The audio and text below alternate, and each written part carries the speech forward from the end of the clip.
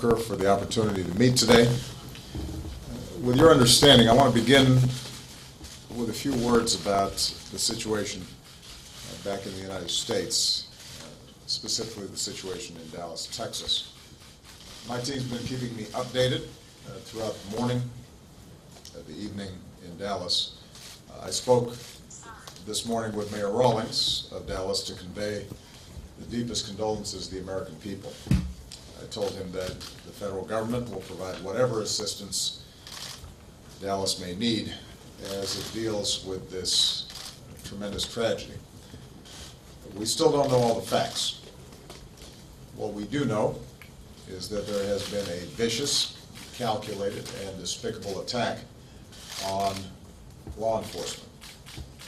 Police in Dallas were on duty doing their jobs, keeping people safe during peaceful protests. These law enforcement officers were targeted, and nearly a dozen officers were shot. 5 were killed. Other officers and at least 1 civilian were wounded. Some are in serious condition, and we are praying for their recovery. As I told Mayor Rawlings, I believe that I speak for every single American when I say that we are horrified over these events and that we stand united with the people and the police department in Dallas. According to police, there are multiple suspects. We will learn more, undoubtedly, about their twisted motivations. But let's be clear, there's no possible justification for these kinds of attacks or any violence against law enforcement. The FBI is already in touch with the Dallas police, and anyone involved in these senseless murders will be held fully accountable. Justice will be done. I will have more to say about this as the facts become more clear.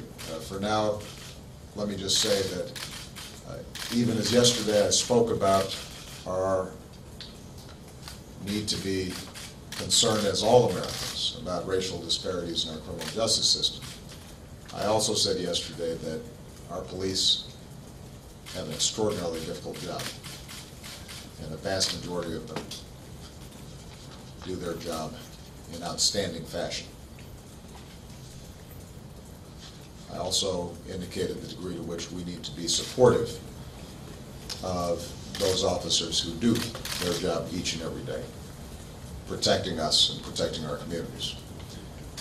Today is a wrenching reminder of the sacrifices that they make for us. We also know that when people are armed with powerful weapons, unfortunately it makes attacks like these more deadly and more tragic. And in the days ahead, we're going to have to consider those realities as well. In the meantime, today, our focus is on the victims and their families. They are heartbroken. The entire city of Dallas is grieving. Police across America, which is a tight-knit family, feels this loss to their core. And we're grieving with them. I'd ask all Americans to say a prayer for these officers and their families. Keep them in your thoughts. And as a nation, let's remember to express our profound gratitude to our men and women in blue, not just today, but every day. With that, I want to thank Presidents Tusk and Juncker for our work here today in Warsaw. I've worked with Donald in his previous capacity as Prime Minister here in Poland, and I've appreciated this chance to work with Jean-Claude. Our meeting comes, as I think everybody's aware, at a critical moment for the European Union.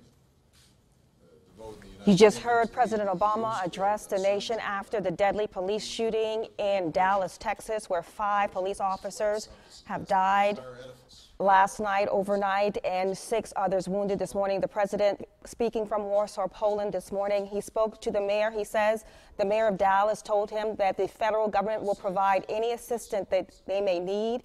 The president said he was horrified over these events and it's too early to know exactly what happened, but there's no justification for the attacks on law enforcement.